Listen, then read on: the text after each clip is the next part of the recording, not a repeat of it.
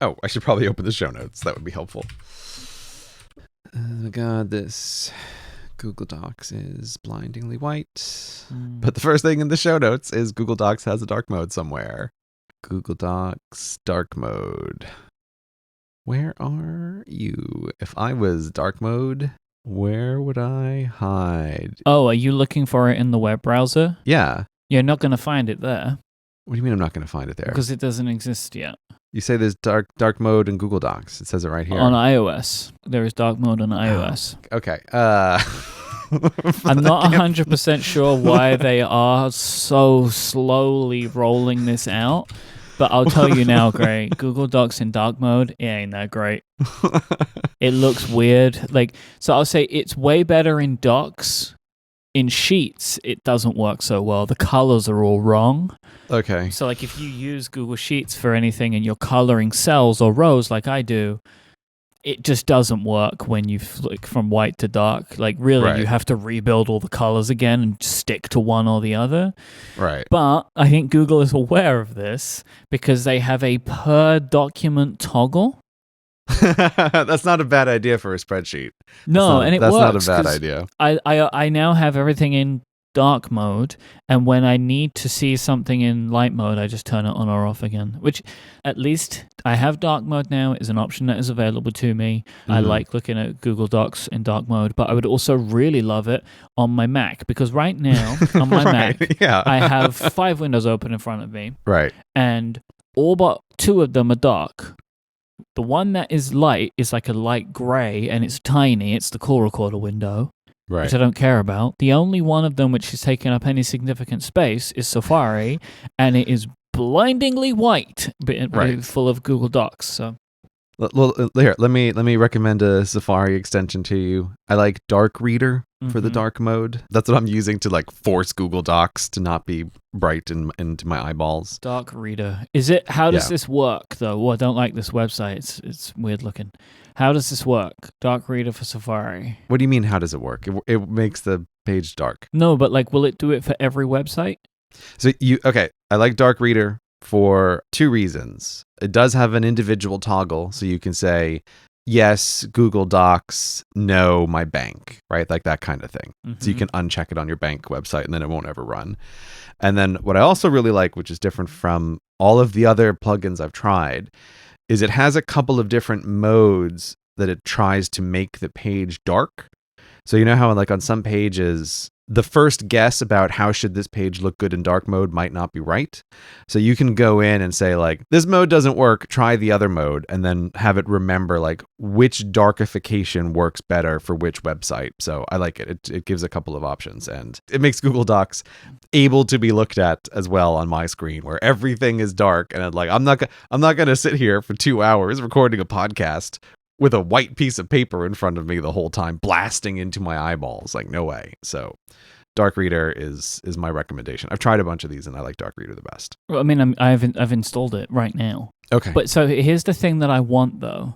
I want it to just opt into some websites and not everything. I don't think I can help you. I don't think it does that, right? I have to turn it on and then opt stuff out. That's all. Okay. Yeah, you just leave it on and you opt stuff out as you don't want to use that stuff. Yeah, see, I don't know if that's what I want. No, give it a try. It'll be fine. Look, what you'll discover very fast is you forget that it's even there for most places. And you're going to run into an 80-20 principle real fast of the couple places that you don't want to have dark mode, always bank websites or whatever. Mm-hmm. There's not actually a lot of them. So you just untick a couple of them and you solve 80% of your problem of I don't want this to be in dark mode with just a handful of websites. Give it a try. Yeah, I'm going to try it out.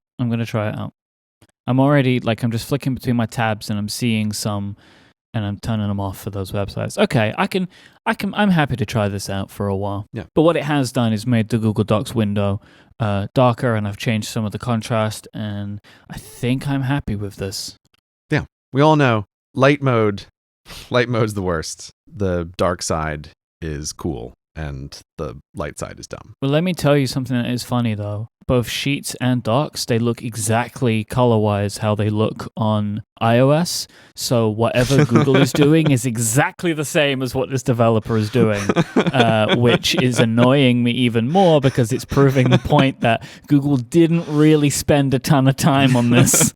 No, I imagine not. I've always been really terrible as like a color designer. I'm very aware this is one particular weakness of mine, is that like I'm very bad at selecting colors that go well together. But I'm very certain, looking at light versus dark mode stuff, that there's just way fewer options with dark mode of how to make things look good that way. Yes, definitely. And so that also makes me just wonder when companies are rolling out dark mode, like, hey guys, you don't have an infinite rainbow of palettes to choose from here, right? It's like you've got 2 or 3 dark backgrounds to pick from that range from dark gray to darker gray and black. And then on those, you have a very small handful of colors that look okay. Like you shouldn't be investing 3 members of staff and 6 months into picking your dark mode colors. Like it's a much, much more confined range. But also, if you're going to do a really good job, and some companies have done better jobs than others. You know what's really annoying? I'm so upset about this. Google Sheets, they automatically direct to docs.google.com. So I can't have Sheets always white, Docs always dark with this plugin. Okay. Right. We'll see how this goes, but for the rest of the episode, I will be using this dark reader thing. I like that I could get it from the App Store. That's cool. I like that. Yeah, I don't know how much of an additional layer of security that is, but it particularly for installing stuff in the browser, I don't like browser extensions. So I'm happy to have at least had a little bit more peace of mind in getting it through the App Store. Yeah, installing a browser extension from a random website, it just feels like asking to get hacked. Yeah. I wanted to follow up on the Podcast-a-thon, Gray. How did it go? It was a fantastic success. We hosted the event for 7 hours in total. So this was our charity fundraiser for St. Jude Children's Cancer Research Hospital. I would say that content level, I think we did a vastly better job than the previous Podcast-a-thon. I actually think it was more entertaining, which, that came from just having done it once and that kind of stuff. Technically, we pulled it off. It wasn't perfect, but again, it's one of those things like I'll learn for next time. Like something that I've realized is video conferencing software tends not to like 7 hours of constant connection. and towards the end, my like audio and video was out of sync and I wasn't aware of it. So like if I would have maybe just quit Discord and reopened it again, I maybe would have been able to make my end look a little bit better towards the end. But as Stephen put, because you know when I'm sure you can sympathize with this, like you work really hard at something and then something small happens like that, really, and you end up feeling like deflated from it because it's like, right, because it wasn't quote unquote perfect. But as Stephen very rightly put to me, it clearly didn't harm anything because we got the job done. Because during the Podcast-a-thon itself, we raised enough money to meet our $315,000 goal for the month. Sweet. That's amazing. So we ended up going for an extra hour because we were getting so close that we decided to push it for another hour to meet that goal. And overall, in the month of September, Relay FM and the community raised $456,000 for St. Jude this year.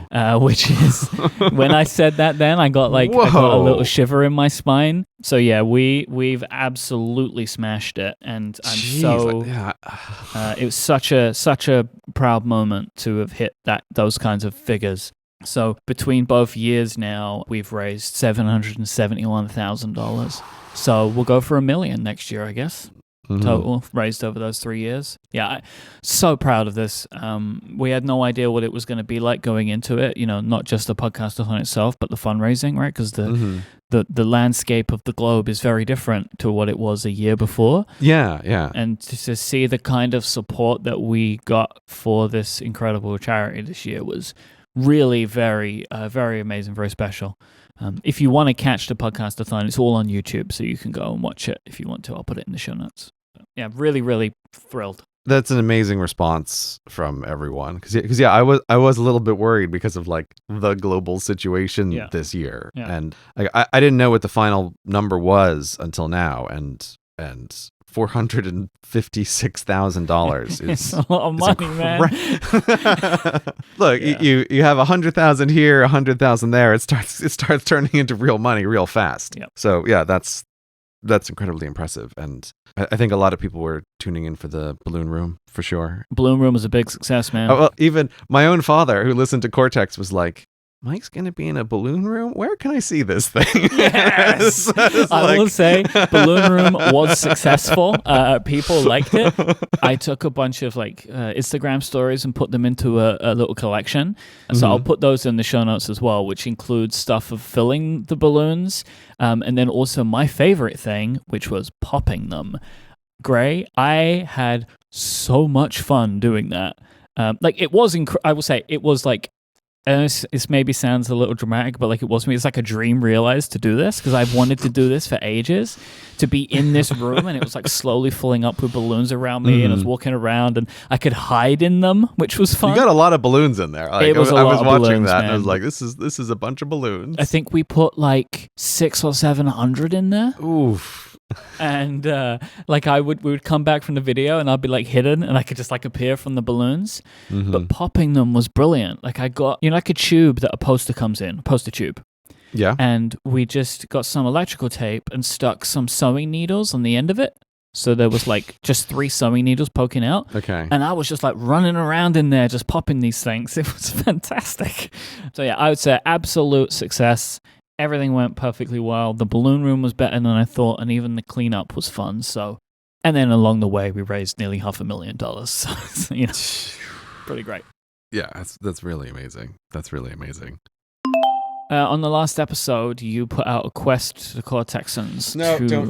Don't ask me. Don't ask me this now, Mike. Okay. So, what is the problem? Okay. So look, I know you're going to bring up the mask thing, right? About Gray asked everybody for a mask, and I'm so sorry to do this to everyone. So, talk about community responses being great, right? There were also a ton of mask suggestions from people, which is totally the same as raising $500,000 for children's cancer. I wasn't really thinking of it like this, but sure, I get what you're saying. We've moved on. We're into the next segment, Yeah, this is the transition. I played the little diddling sound, oh, right? It's everyone knows that the way that the time works. Once the diddling sounds, it could have been 20 seconds or 2 hours in between those two things. So it's fine. Yeah, don't worry. No one knows. Except the problem is when we're recording, I don't hear the little sound. Would you like me to do it? Yeah, if you think it's going to be the little sound, why don't you just go for it in the recording? That would be something I would enjoy, is you can just go for it when you think it's time. just throw those at you all the time. That's great. But yeah, so I realized in getting ready for today's episode, I was like, everybody participated in, let's have a lot of mask suggestions for Gray, and they're probably going to want to know the answer to which mask did Gray like the best. And I think I bought them all. I bought all of the masks that people suggested. That's the only way you could have known. Yeah. Okay, so here's the thing. I did find one that I really like. But the problem is the mask does not on it list the manufacturer. I was going through... This is useless what you were doing right now. Would you just let me finish? Right. So listen. So then I was going through the Reddit and I was like, well, I'll just find, it's surely the one I like is definitely top voted in this thread. And I was going through and opening the links and I'm like, I can't figure out which of these masks is the one that I bought. And so then I was like, well, at least I have 2 dozen, 3 dozen, 4 dozen receipts for masks that were sent to my house. I'm sure I can work it out by going through those. And I cannot. And I'll tell you, no one is more frustrated than me because I would like to buy more than one of these. So here's the deal, listeners. If between now and when Myke edits and posts the show, I can figure out which mask it is, there will be a link in the show notes. But if I can't figure it out, we can play crowdsource again, and I'll give Myke pictures of the mask, and people can figure out which one it is. And so we'll get the answer one way or the other. But yeah, so I have a mask that I quite like, and I have no idea what company made it. Thanks, everyone. Did you buy the Adidas ones that I recommended? Yeah, I hated them. I hated everything Okay. about them. What do you not like about them? The logo. The logo was Right. off. Like, Well, I it's said so that. obnoxious. No, I said that though, didn't I? Do you remember? No, I know, yes, no, Mike. I know perfectly well that you said it, and Okay. I looked at it on the page and I thought, maybe I can live with this. Right. But the answer is when it can't. arrived in the house, I was like, I'm so physically revolted by this giant logo that isn't even, it's not like a nice design. It's just words. Adidas. Or like, No, it's got the little lines on it. It's written on my face. Right. So no, I absolutely hated it. Thank you for the suggestion. 0 out of 5 stars. If you remember on the last episode, I mentioned that there was a mask that I wanted to try by a company called Atoms. Yes. They are now shipping to the UK. I have bought some and they're on the way. But these look to me to be similar in style to the Adidas ones. Right, like, which is what I like, which is like that kind of like polyestery kind of material, and I don't like cloth coverings. I don't like surgical ones. I don't like ones that are made out of like thick material. Like this just really works for me. Though I've ordered a bunch of these, so I may follow up with you. But I don't know. What about the logo on the Atoms mask? It just says Atoms on it. Is that acceptable to you? I don't love it, but I could live with it because it's significantly less obnoxious than the Adidas logo. Right. Okay. Or the Adidas logo. No, so you said it. Okay, so there are 2 ways to say it, and you said it a third way. What do you mean? It's Adidas, which is the American way, or the UK Adidas. one, which is Adidas. Adidas. What are you talking about? Which I actually think Adidas is the correct way to say it, because the guy's name was Adi Dazzler. Wait. His name was not Adi Dazzler. Wait. ADI space Dazzler? Is that what you're saying? Yes. Mr. Dazzler? Adi Dazzler.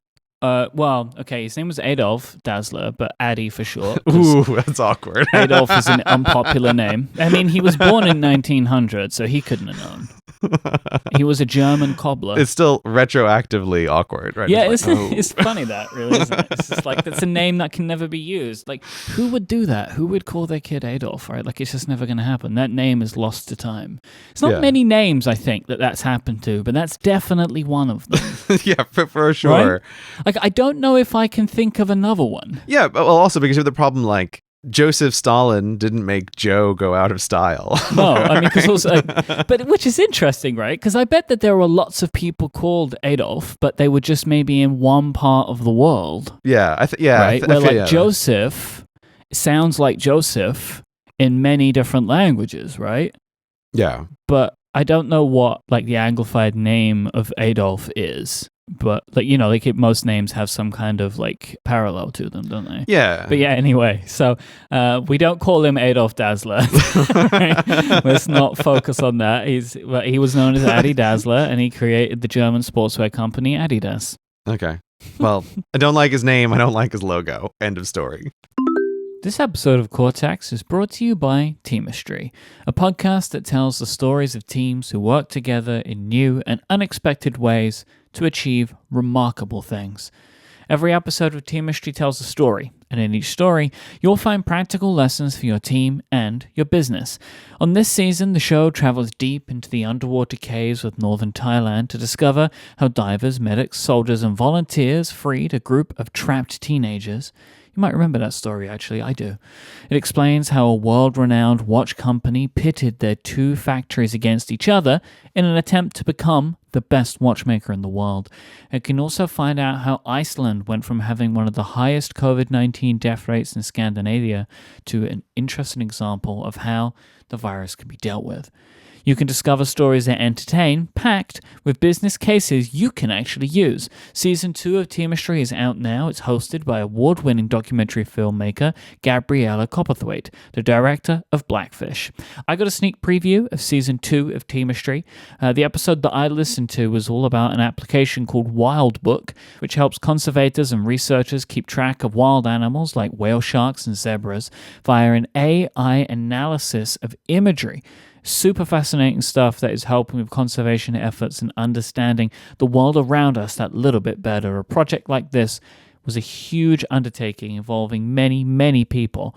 But the typical problems that are the same as a team of any size, stuff like data management, communication, these were the things they had to solve. These are things that we all have to manage. This show really indicates and highlights that teamwork comes in many, many forms. It's not just about office work by any stretch of the imagination.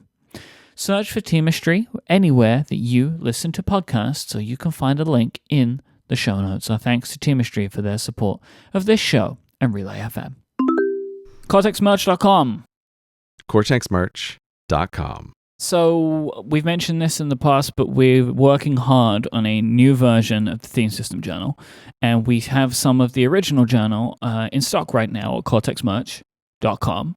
And because we are working on something new, we're doing something that most companies do in the merchandising space, in that we are putting our current product on sale. All of this stuff is new to us because it's the first time we've done any of these types of things. But the remaining stock of version 1 of the Theme System Journal is on sale now for $15, which is a 25% decrease. We usually sell it for $20. New stock is being produced for version 2, which will go on sale sometime later this year.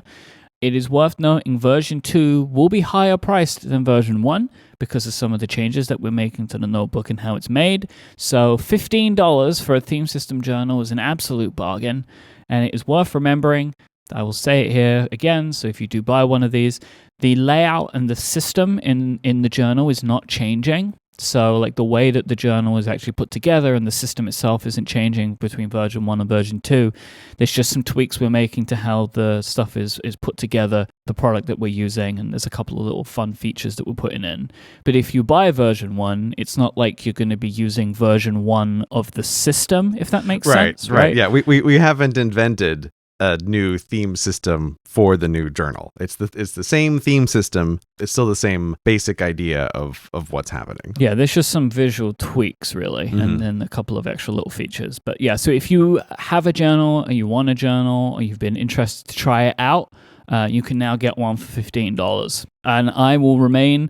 It is a great time to re-theme your year still. I have been very happy, Gray, and we'll talk about this in a couple of episodes' time when we do the 2021 yearly themes, but I have been very happy. I cannot believe that's coming up. I know, so soon. I can't even. Like, oh my God. I just realized where that sentence was going. I was like, oh my God. Literally a few episodes away from 2021 yearly themes, but I have been very happy with setting a new theme. And it has really invigorated my theme system journaling over the last few months in doing that, because I feel like I'm actually moving towards something and living along something I can achieve, rather than just spending the whole time thinking about how I can't do any of the things that I wanted to do at the beginning of the year. So I really recommend it. There's still a few months left of the year, so you can go and get a journal now for just $15 and try it out for yourself. Looking outside, what's happening, Myke? The leaves are turning. What is this? It's a new season. And a new season is a great time to get a new theme journal. On sale now, $15. CortexMerch.com. Doodle-loot. There we go. Yeah, you did it. We can all do it. I have been waiting for this episode for months.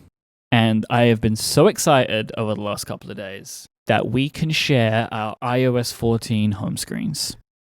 Okay. Well, I'm calling shotgun straight away. You have to go first. That's totally fine. Okay. Just to lay the groundwork as to why I'm excited about this, why we're doing this. iOS 14 introduced two key things to the iOS landscape as to why our home screens may look different. One of them is the app library, which means that we can now hide applications from the home screen. They no longer need to be on the home screen. You can hide whole screens. You can turn screens on and off if you want to. I've seen people say this, including in Federico Vitici's wonderful iOS 14 review, which is available now if you want to get more information on this kind of stuff. But he mentioned something that I thought, if you're not doing, something you might like like to do is to have like a home screen of applications that you can just turn on and off when you want to see it. It's kind of like a nice little idea. So you could have like all of your work apps on a screen, and you can just like long press on the home screen and you can turn screens on and off, which is kind of nice. Okay, so yeah, like, so this is one of these things, like, I have to stop you right there because I sort of forgot that this was even a thing. Yeah. Right? And it's like, because there is a lot of aesthetic differences between last time and this time. Mm-hmm. And so even right now, it's like, okay, so how do I set a screen to be turn offable? Because I can't figure it out. Long press anywhere to go into jiggle mode, right? Okay, I'm jiggling. There's jiggling. Now, you've got the little dots to Right. indicate which home screen you're on. Tap that. Oh. It shows you all of your pages, and then you can turn pages on and off. So like when I installed iOS 14, all I did was I immediately went there and just turned off my pages 2 and 3, so I don't have to see them anymore. And that's where all my apps were, right? And they're just gone. Right, I took rid of them. right. So, but like people do this, and I think it can make sense, right? Like you can put all of your work-related applications there. And then when you're on vacation or it's the weekend, just turn them off and you don't even get distracted by the notification badges anymore. So this is, okay, so here's the thing about iOS 14. There is a lot of really cool stuff here, but a lot of it is hard to find. So app library is one. So we can now no longer need to have every app need to have a place on a home screen or in a folder. They can just go straight to the app library. And then also, of course, the big one is widgets. So there are now widgets available on the iPhone home screen, which has never happened before. So Right. Apple has finally joined Android in this. I overall have been really excited about the widget stuff. The design and the customization and the flexibility is more than I expected it would be, but we'll get into that a little bit more. But yeah, so now I have widgets on my home screen. I am assuming you may have at least something on yours. We'll have to see. But I am mostly intrigued to see how, or if you have changed your home screens now that you have more control over what you can and can't see. Oh, we'll see. All right. Anyway, I spent some time today putting together a nice little graphic for you. Ooh, okay. This is great. This is super great. So I have taken a screenshot of all of my pages. Oh my goodness. Okay. And stitch them together. This includes... Oh, that's a much better idea. Okay. Right? So I will do, Wow. with anything you share with me, I will do this the same for the show notes. So when you look at the image, basically what I've done is, starting from the Today view, I have taken a screenshot of my widgets, and also because you can layer widgets on top of each other like a stack, right? It's called. So I've also swiped through the stacks and taken images there, so you can see every widget I have, right? Because otherwise some will be hidden. Right. Does that make sense? Right. So like if you're looking at the far left, I have a stack of shortcuts widgets on top of each other. So I've taken screenshots of the widgets. I only took 2 screenshots because the third widgets thing is just a set of timers, which I actually don't really use anymore. So I think I'm going to get rid of that widget. And then we go through the Today view and then to my home screens. Okay. Hold on. Yeah. I need a minute to take all this in. Like there's so a lot much going on, right? Yeah. This is a visual bombardment here. Okay. So the stuff to the left, are we just scrolling down your formerly called Today view or still called Today view? I think it's still called Today view. I don't know what it's called anymore. But yeah, we're scrolling down Today view. That word never made any sense. Yeah, exactly. The first 2, they're the same section, right? But I've just gone through different widgets. Then we scroll down and we have calendar, timery, we have OmniFocus. This is the beta version of the widgets. I don't think they'll be available yet, but they'll be available soon. And then we have more timeries and then photos and batteries, right? So that's my Today view. Oh, so you're running the beta of OmniFocus, right? Okay, that makes sense of what some of this stuff is. I was like, how are you doing this? But you're in the beta program for OmniFocus. Yeah. I think it's an open beta though, so you can join it. Yeah. But someone once was like, "Oh, you want to upgrade to the beta with your task manager, do you?" And I was like, "You know what? Maybe I should never do this. That was a terrible idea." So there were 2 things when that happened. One, that was when they were doing the database migration, which is not a thing that I would do. That's a great time to do the beta. But I really wanted the widgets, right? So, right. Yeah. All right. So let me. I'll do an actual run through for you here. Yeah. In case as you or if any of our listeners don't know what certain widgets are, right? So we have a stack of shortcuts widgets. to begin. And they live on the left-hand side in the Today view because that's where it's all been for me for a long time, right? Like these shortcuts widgets replace the shortcut widget that was previous, and this is where I always had that. So we have a grid of 8 in total widgets. I have a couple for OmniFocus. I have my show prep shortcut where I tap that, it asks me what show I'm working on, sets the timer, and opens the appropriate Google Doc for that. I then have a home fan and a studio fan. So like they're like fans and heaters that I have at home and in the studio. So I can turn those on and off via shortcuts. I have a Cortex posting checklist thing.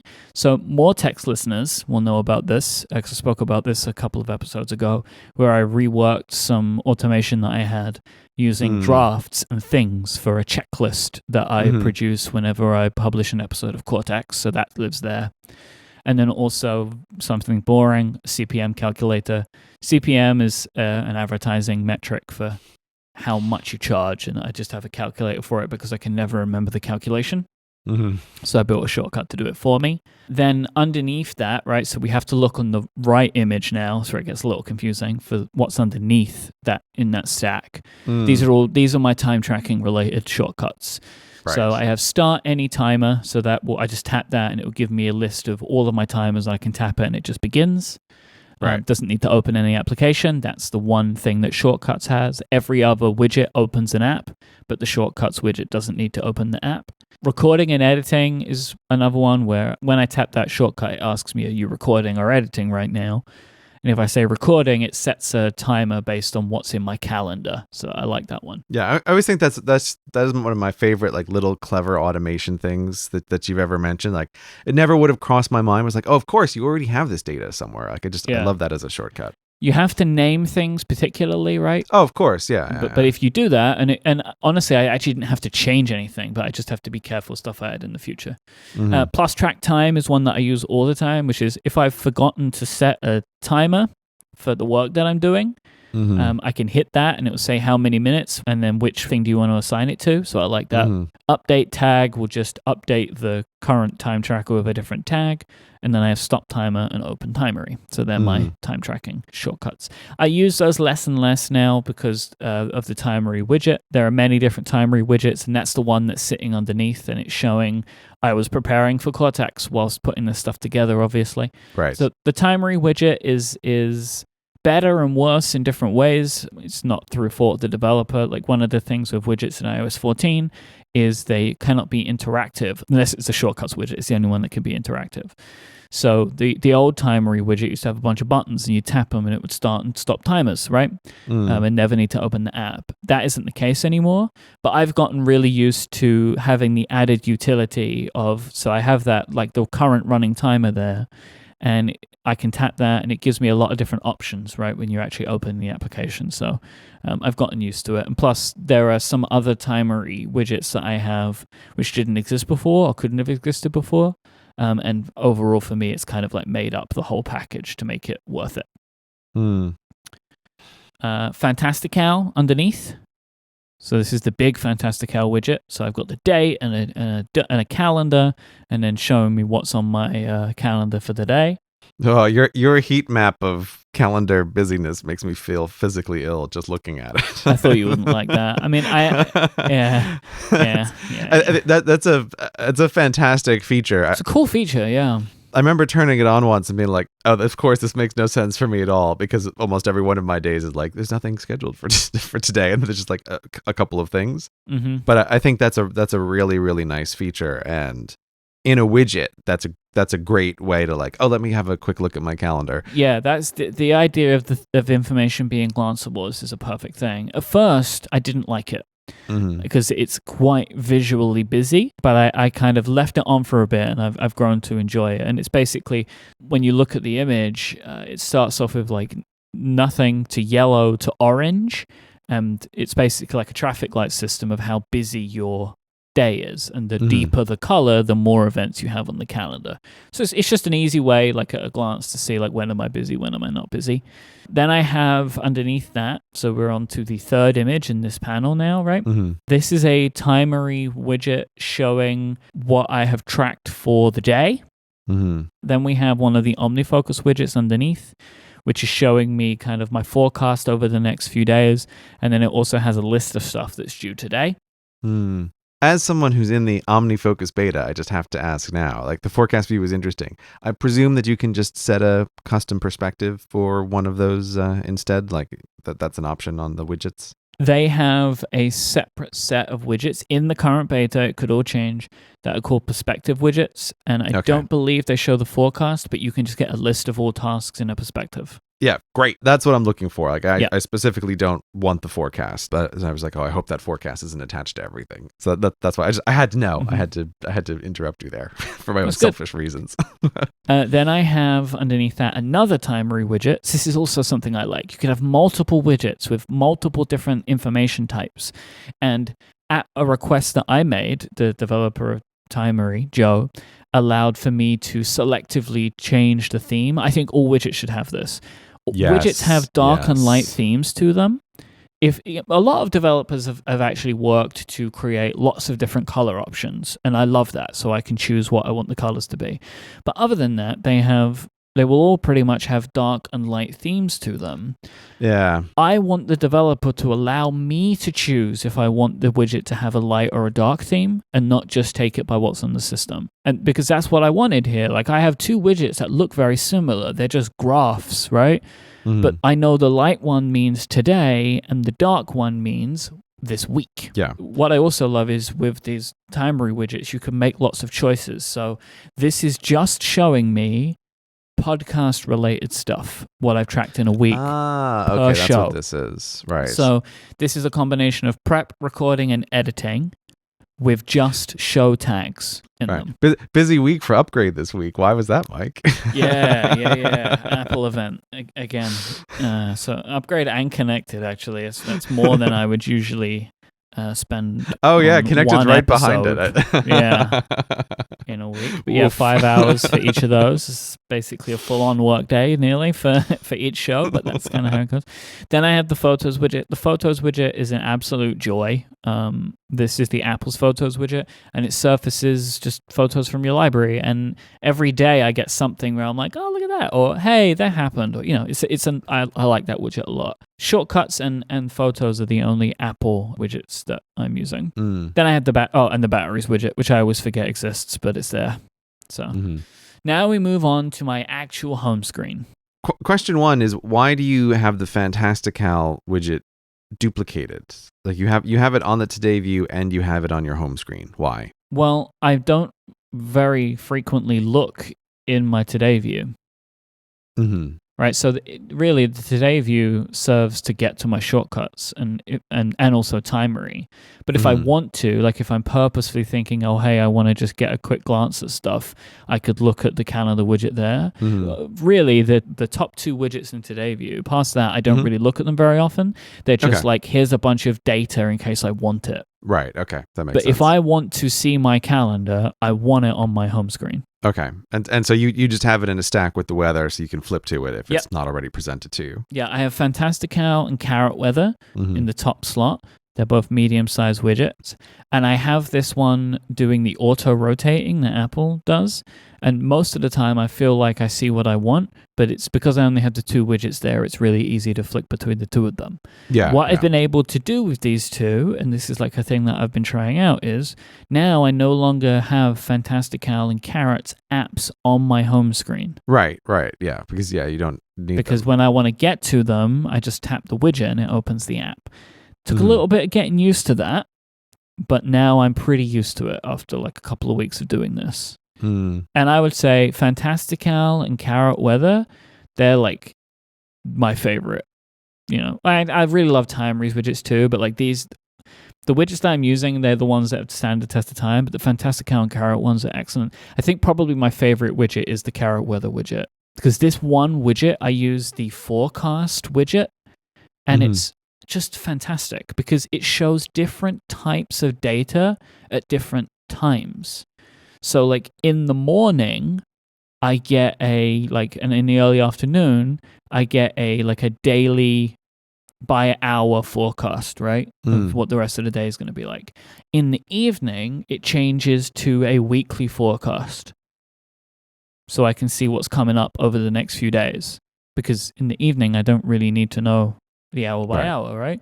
Right. Yeah. At that point, you don't care like what was the high today. Exactly. It's not relevant information anymore. And if it's going to rain or if it's raining, it changes to the rain widget, like rain information in the widget. So like it's going to rain for the next hour, and here's the graph of rain. Yeah. Once again, I'm continually impressed by the Carrot developer and just like the aggressive use of all of the new features that come out every time, and also almost always thinking about them in an interesting way. It's like I use this widget, but all of those widgets that all of those view types that I just mentioned, they're also their own independent widgets. So if you only want to have always the hourly one, you can do that. And also, all of the information in that widget is configurable.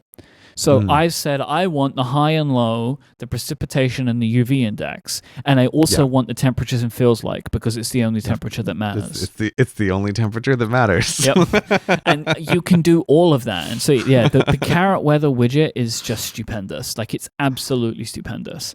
Again, as you said, as always. And then else on my home screen, I have the small forecast widget for OmniFocus, which I at first wasn't sure about this, but I actually really like it now. What I don't need is past so much. I would prefer today and the next 2 days rather than past today and the next day. Yeah. Because it's just not really something that I'm fussed about. But I also understand it could look a bit visually weird to have the highlighted day be on the leftmost side of that 3 column. But nevertheless, I like this, and when I tap it, it opens OmniFocus to the forecast view, which is where I mostly am. I have it in a stack with a shortcut underneath, which is my OmniFocus task shortcut, which is the only way I enter tasks into OmniFocus. Oh, okay. So this is for input, the OmniFocus. Oh, that's clever to have it under there. I was wondering what the deal was. I thought you might just be using this shortcut to open a perspective, but I thought, it doesn't seem like Myke. This is going to do something else. That's actually a really good idea, to have the input be in a stack that's under something else. So you can just flick up, tap, and enter a task into OmniFocus. That's a really good idea. Yeah, on their larger widget sizes, they have like a button. Well, like when you tap it, it opens to the entry. But I like entering OmniFocus tasks by shortcuts. Like their shortcut support's very good. It's very easy to build. Yeah, it's very good. And it's way faster. This is the same shortcut that I have in the shortcuts widget that's in my today view. And I'm trialing it out here as well. But there's just like something I like about the logic of, I can just flick it over and press that to enter a task. So before we move on, how are you feeling about my home screen? This is the only place where there's apps now, is on this one screen, as you can see. Yeah. I like your wallpaper selection there. I feel like this. Yeah, I think that's a good one. Like, thank you. It's a little busy, but I think it works because it's flat. It is a photo I took of the wallpaper at the Beverly Hills Hotel. Oh, that's what that is. Yeah, that's nice. Okay, that'll okay. I can aesthetically understand that. That makes sense. So yeah, I like it. You've definitely had worse wallpaper, Myke. Oh, I know. Yeah, this is why I'm happy, because I think this is like my favorite wallpaper. I actually have it on all of my devices. I love it so much, and so I'm pleased that you're not repulsed by it, and I'm especially enthused that you think it's actually quite nice. Yeah, it's extra funny that it is literally wallpaper as well. Yeah, I hadn't thought of that, but yeah, there's a good joke in there. Yeah, I really struggled with paring down my screens here, because I wanted to just have one. That was what I wanted. I may change this in the future, but that was what I wanted to go for.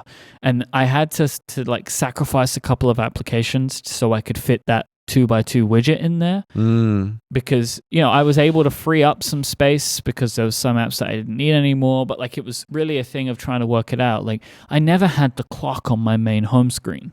It was always on a second screen.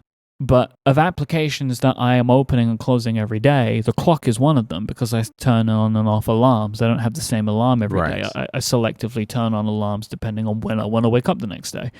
So like, the clock app had to come forward, right? Which meant something had to go. So yeah, it took a bit of time to get there, but I feel pretty happy about the selection of apps that I have on the home screen. Yeah, I was originally like, why is Discord on there? But of course, while you were talking, I worked my way through of like, oh, I know why Discord's on there. Well, it's actually a couple of reasons. So I spend a lot of time in Discord now because we have the Discord available for Relay FM members, of which if you go to getmoretext.com and get more text, which is more core text with no ads, you could also get access to the Relay FM members Discord. But also the keyboard hobby is very Discord heavy. Oh, right. I forgot. You're participating in your keyboard scene on Discord. That's where the cool kids hang out for the keyboard stuff. It's also good for like product releases. Like if you're in Discords, they'll ping the Discord and say like, "Hey, we have a new product." And so I'm a part of like 20 Discords, but I don't look at any more. But I don't look at any more than like 2 of them. Okay. The rest of them are just like, I'm there in case they like say, hey, this new thing is available for sale right now, right? Like, and so I have that. It's just like a thing where I can lurk in these places if I want to. But yeah, as I dive deeper and deeper into mechanical keyboards, Discord is becoming more of a thing. Mm-hmm. Okay, yeah. So yeah, that makes total sense. The one that catches my eye, but this is just because I've been on a renewed crusade about this with people, but I was like, oh, you've got Twitter down there. Like, how often are you opening Twitter every day, Myke? Like, it's on your dock. Like, I real can prime real look estate. into my screen crimes and tell you, can't I? Yes, you can tell me in your screen crimes. Screen time, scream crimes. God damn it, I still can't do it. Why is it so hard? It isn't for most people, though. It is. No, it's like, it's a tongue twister. Screen time crimes. It's impossible. No one can say it. Well, again, it tells you it's the app you open after pickups, right? And on average, it's 22 first used after pickup. But that's, but really, like, if I look like over the week, it's always the top 1 or 2 applications for me, Twitter. It's in top 1 or 2 for pickups? Yeah. For first use after pickup? Yeah. And also for actual usage. Spend a lot of time. Although I will say, actually, that the numbers are starting to get skewed now because I'm using a Mac with Catalina, which also reports into these figures. Oh, right. Okay, so yes, this is I don't know, like, do we have a regular time when we talk about screen crimes? I can't remember. We do not, but I have it in my topic list for a future episode where I want to go through that again, mainly because I realized that where it's like, oh, I actually have a much bigger picture. See, like, things are misreporting, right? Because I have here, I'm looking at it now, 9 hours in Notion. I'm not using 9 hours of Notion. It's just open on the Mac. Yeah, we never talked about this, but like in the last rollout, like I've always been extremely frustrated with the way Apple does this stuff, and it's just like the way downtime works and the way time reporting works. And yeah, after that last rollout where they include the Mac, it's like, hey guys, you know what I don't need to see? You've got Finder open for 47 hours of the past week. It's like, thanks. I really appreciate that. Oh, there was a Finder window open on my computer while I was doing other stuff for 47 hours. Really useful. I understand why they're doing it, because they're primarily viewing it as a like parental time control tool and like incidentally a let us tell you how you're using your computer thing. But yeah, the moment that rolled out, within a week, I was like, oh my God, I have to turn off the share across all devices because this is totally crazy and madness. And also the weird way that I want to run my phone is infecting absolutely everything else. And so it's very odd now. Yeah, we'll come back to the screen crimes at a later date. But yeah, I just did that too, like just turning it onto one device or the other, and it really changes things. But yeah, Twitter is high for me. It's like one of those things. Should I like smoking? Should I use Twitter less? Yes, sure. But doom scrolling, man. That's where I am in my life sometimes these days. I know, but it's just like, oof, the dock. It makes me sad to see it on the dock there, and then like, oh, top 1 pickup. Don't do it, man. I tweet less, but consume as much. Yeah. Okay, so tweeting less is great. It is great, but I think Twitter literally makes people crazy. And even if you're just doom scrolling, it's like I've seen people become real weirdos, and I think you can point it to Twitter a lot for the cause of that. So But I'm not here to shame you, but it just did catch my attention. I know. It's a good question, especially on this show. These kinds of questions are good. And yes, I think it is something I would like to try and start addressing again. Maybe I'll make it a New Year's resolution. Yeah, make it a New Year's resolution. You're going to quit smoking and Twitter. All right. So do we move on? Is there anything else on my home screen you wanted to point to? No, I was just curious if you happen to remember who didn't make the cut for the widgets, because the thing that I think it's sort of interesting about upgrading for the first time to this version of the operating system and then playing around with widgets is, I know one of my immediate experiences, even as someone who, if we take a look at the last time we looked at my home screen, there wasn't a lot there. Mm-hmm. I still feel like, woof, these widgets take up a lot of space. Yeah. And they really do force a trade-off, because there's a great utility in having 4 buttons. And since many of the widgets are really conveying some limited information, I think when you first start playing with them, it really does force you to have to make some tough decisions about what do you want there. So I'm just curious if you happen to remember who got cut. I can tell you, I have an old screenshot in front of me. Who got cut? So the music app got cut. The Files app got cut. Calzones got cut for good reason, which we'll get to in a bit. Fantastical got cut because it could be cut for the widget. Right. Right. Well, if you still had the Fantastical icon on there, I'd be questioning your sanity. Indeed.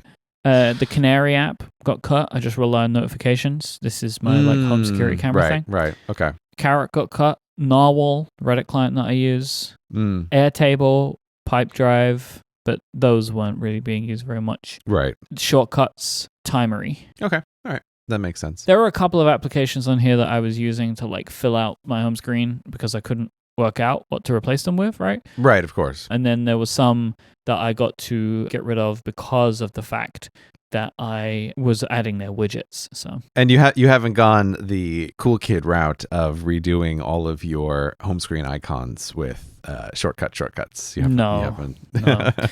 I will say, if Apple removed the requirement to have it open shortcuts first, I would consider it. Interesting to hear you say I that. did have a thought of CGP Grey ahead of the curve, right? All these teens have discovered having custom shortcuts for icons, but you've been doing it for years. My only thought on this is well. Everyone thought I was crazy. Your whole home screen is shortcuts. That's ridiculous. And I was I'll just wait. I'll wait, and I forge the world with my attention, and the world will eventually come to me. And it's here we are. But I honestly, I wasn't sure if you would decide to go all in on this of now would be the time to try the shortcuts. But for you, opening the shortcut app is still the deal breaker. I don't like it. Visually, I think it's super cool. Right. And I applaud people who are taking the time to pick or create their own icons and set them all up. If you have no idea what we're talking about, I'll put some links in the show notes. But it's so memey that if you use an iPhone, you probably have heard about this thing. Yeah. If you're not already doing it yourself. And if you've been listening to Cortex, you've heard us talk about this for years as well. Because you've been doing it for years. But if Apple did do that, if they would just stop having to open the Shortcuts app, or if they created a official this is how you change your icons type thing, I would 100% do it. Right? I would find some cool icons online. Loads of people are selling great icon packs now. And I would have something that was maybe a little bit more to my aesthetic tastes or whatever. And or something I thought of, I could have certain applications that when I tap them, they open to exactly where I want them to be in that app. Right? Because that's something that you could maybe do, right? Where it's I might have an OmniFocus icon which just opens to a specific view in OmniFocus rather than the last place I left off or whatever. Right? But no, I haven't done that because I don't like the jumping between applications. It would annoy me. I know it would annoy me. That's why I've never done it, because that step is a frustration for me. Yeah. And I think that's a totally fair frustration. Yeah. All right, so you have one more screen then when we slide over, or two more screens of just widgets. Yeah, it's one and a bit, because the very final screen, there's just widgets I'm testing or playing around with. Okay. But the next one is fixed. So I have 3 Widget Smith widgets. And most people listening to this show, I will say, of course I have Widget Smith widgets. And most people would hear that and say, Well, of course, because like everyone knows Widget Smith. But my, of Right. course, is because Widget Smith is made by one of my closest friends, _ David Right. Smith, who we have mentioned on this show before. He was also the developer of apps like Calzones, which is an app that I mentioned on Cortex multiple times. Yes, frequently mentioned on the show, Yep. _, David Smith. Fastest developer in the West. And we are now just saying this to try and prove how cool we are that we know the guy who made Widget Smith. Widget Smith, which was like #1 app in the world. I got to hang out with _ at WWDC. Like, that's so cool. I've been to his house, okay? I don't know if you were testing Widget Smith during the beta period. You weren't running betas, were you? So probably No, not. I was late to the show. So Dave was #1 for many weeks and is still, I think, in the top 10 in the US and in other countries.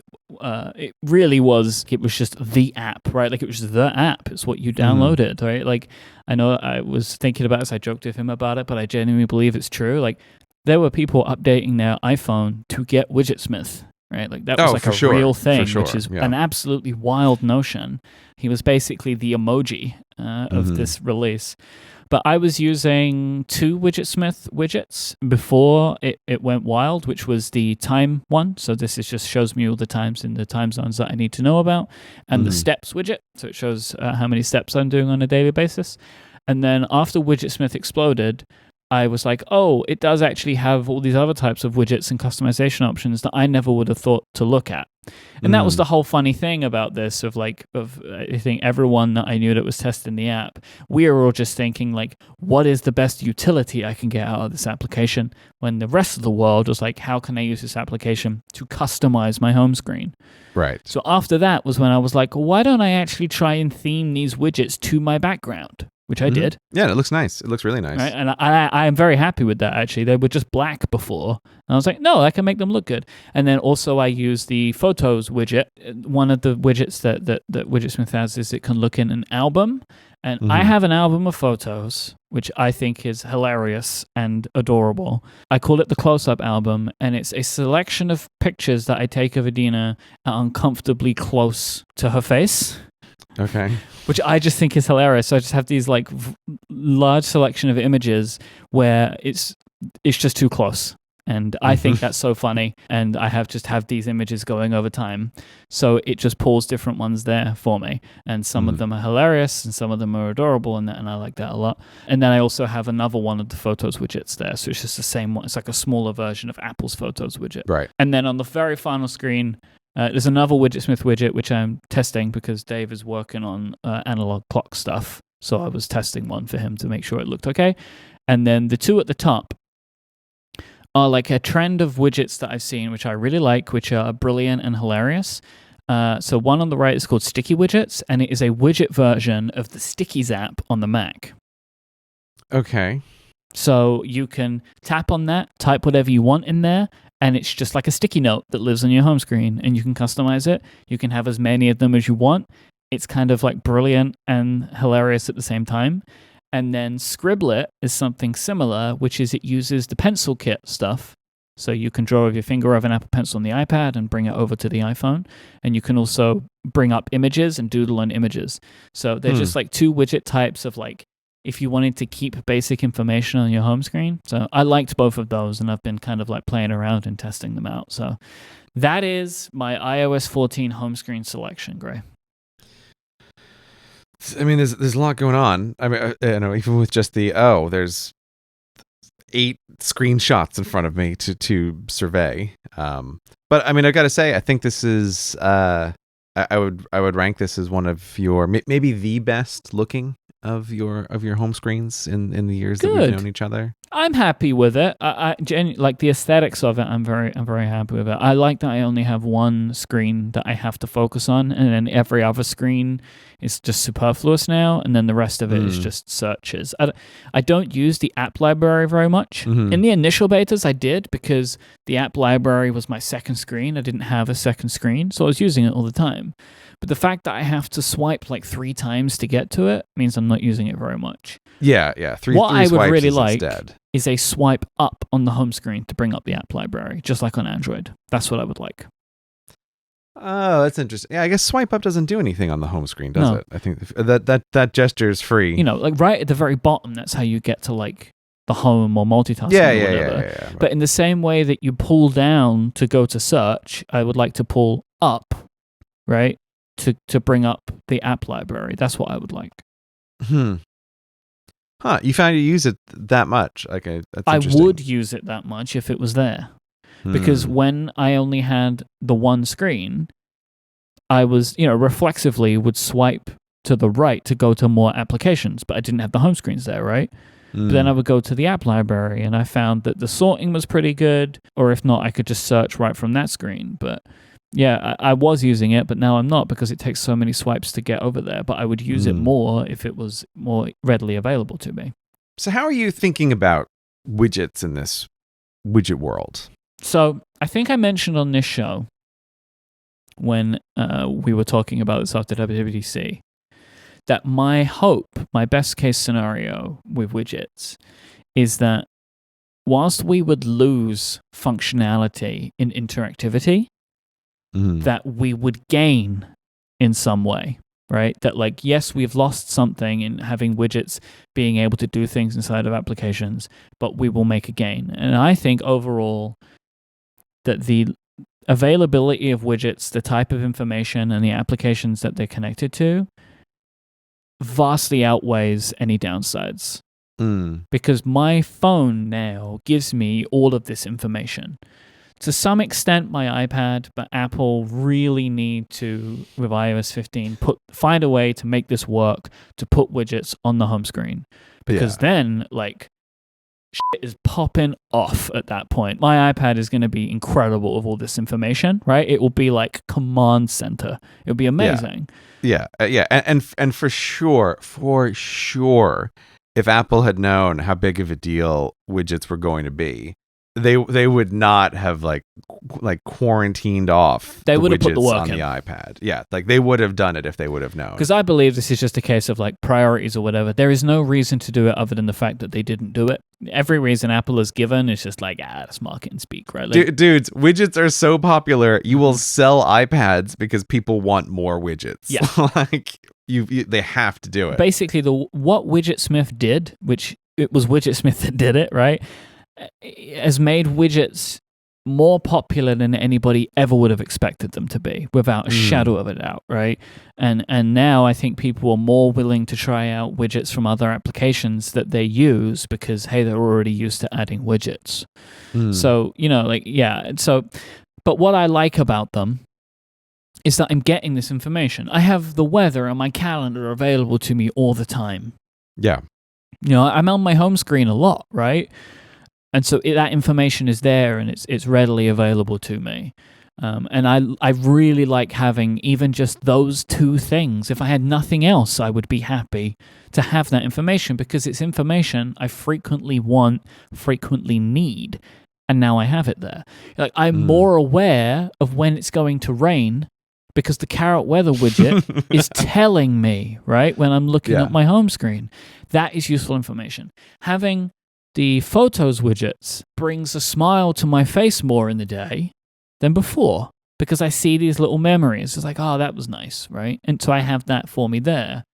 And overall, I really like the aesthetics of finally having a different look to my home screen, that it is no longer just a grid of icons.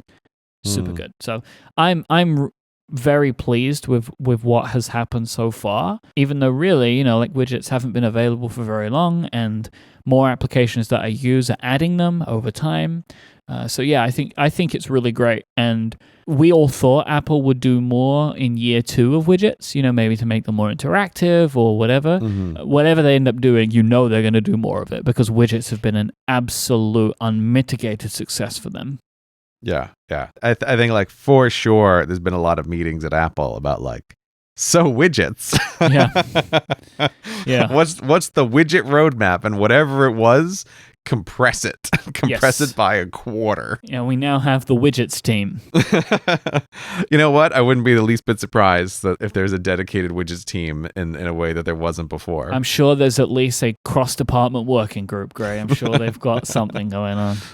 Oh, wow. You make it sound so exciting with your business talk.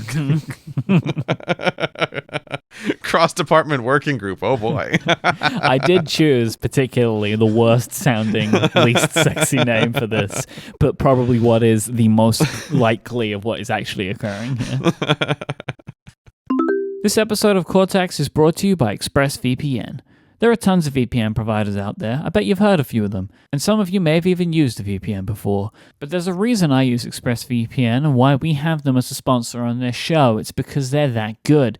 Here's why. ExpressVPN doesn't log your data. Other VPNs can make money by selling your data to ad companies.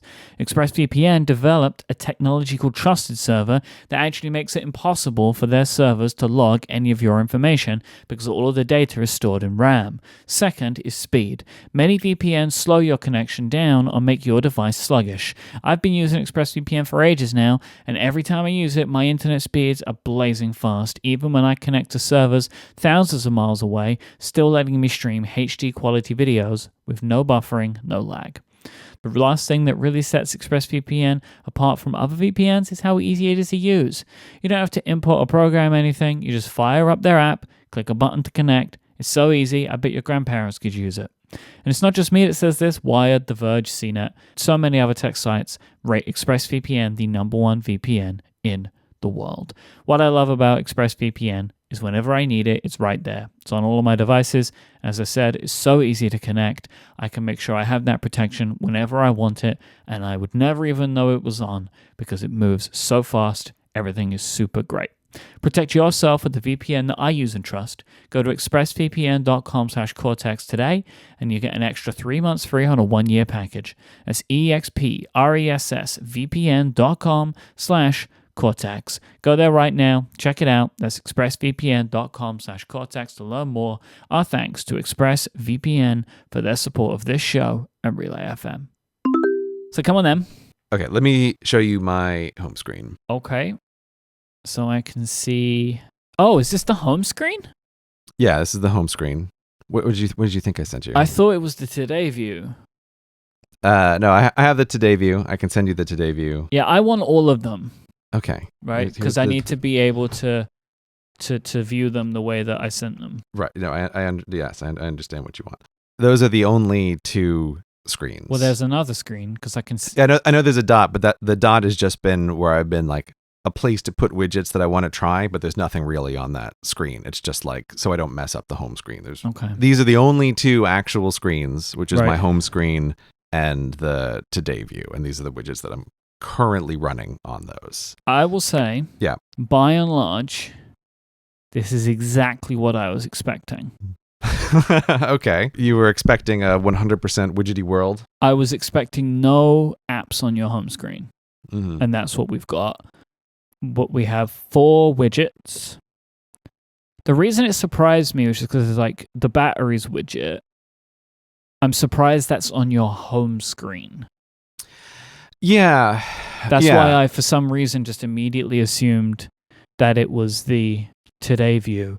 Also, I have to say, like, the other thing that really confused me, and I'm going to say it now, I cannot believe how much color is on this screen. It is a pink to blue gradient. And I think that really threw me for a minute. What's happening Why? here? What do you mean? What do you mean? That's just not like... a very if somebody just opened links and went to this one first, they would assume that this was my home screen. I think. Yeah, no, look, I'm just living the outrun life, and sometimes you just want to change, and it looks cool. It looks great. Like, I love it, right? But that's just a surprise to me. It actually, like, it partly was a thing that you said. Okay, this is going to sound really weird, but so my home screen was just black before, and I put the widgets on, and especially in the beginning, all of the widgets are like, oh, hey, it's dark mode, we're going to be black. Yeah. And there were also just fewer options as I was playing around with things. There's a weird way in which the black widgets on the black background, I thought just looked terrible. It somehow made the whole phone seem even darker and inconsistently dark. I just didn't like it. So I was looking around for something. I was like, let me try something that's more colorful. And I stumbled upon this. But yeah, so I'm with you totally that widget designers need to have options to set the background colors separately from whatever the system mode is. I get why over the summer when everybody was working on it, this wouldn't have crossed anybody's mind like, oh, I'll just have it follow the system setting. But the moment you start to use them, you realize even if my phone is in dark mode, it does not mean that I want the home screen to be in dark mode. Yeah. And I just think like that's a distinction that people haven't considered. What I really want app makers to do is to offer lots of options, but at the bare minimum, considering you've probably already made light and dark, at least let me choose between those. Yes. Yeah. And then maybe later we can talk about different colors. Right, but immediately, just let me choose between light and dark. Yeah, so I was just looking for a brighter wallpaper because I felt like if I've got to have all of these black rectangles on my screen, I feel like I have to lighten it up elsewhere. I do have the battery widget on because the main thing has been like it's an easy way to keep an eye on the watch battery for me to just be like, okay, when do I need to just top it up if I'm sitting at my desk? And also I really like having a sense of the headphone batteries as well. Yep. So I find it useful enough that I do like having it right there on the home screen. It's like, I agree with all of that, right? Like, I like to know that information. I just don't like to know it so much that I would give it such prominence. Yeah. I do. I don't know. I want to cool, see. man. I want to see the circles. I like them, and I like. It's like, oh, they're charged, and I was really surprised when it worked with my Sony wireless headphones. Of like, oh, it'll show the battery for this as well. Like, that's fantastic. I just assumed that would only work with Apple devices. Nope. It works with some other stuff that connects to the phone. I've been surprised. Like, not everything, but some things. I guess maybe if it uses a certain type of Bluetooth or whatever, like where it can report that information back to the system. Yeah. So I like it there. I'm also using the Carrot Weather the same way that you are. It's, absolutely fantastic. So are you using the small version of the forecast?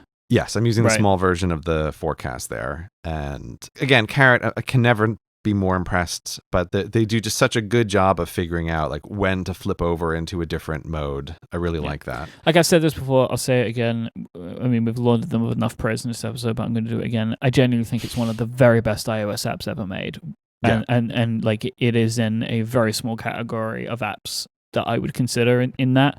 And Carrot Weather is 100% one of them. Yeah, for sure. Then just like what I have is Timery at the top, which is showing me how much time have you logged on various things. I do like the little bar graph, and then I have Fantastical at the bottom of here's the items that are on your schedule for the day. And so yeah, I like this as the home screen. I was asking about your feeling about widgets because I've never been more unsettled and uncertain about home screen setups. Oh, I have had this, and I still am a little, but over the last maybe week, I kind of crystallized on a bit, which it helped with OmniFocus adding theirs, because I was really waiting on that. Yeah, OmniFocus is the real, like, let's see what happens one. And so I've kind of gotten to a bit more comfort with it, but I do still feel like my home screen is in flux depending on what other widgets may or may not appear and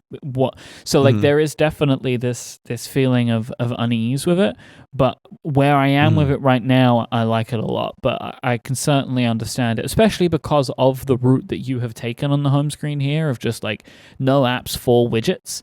You have no stacks, right? They were just single widgets. Yeah, they're basically single widgets. The Fantastical one is sitting on top of the like automatic Siri shortcuts thing, but that is gone. Like I just didn't happen to get rid of it today. But it's like this prediction algorithm is not good enough to take up this much real estate on my home screen. Is that what shows you the applications?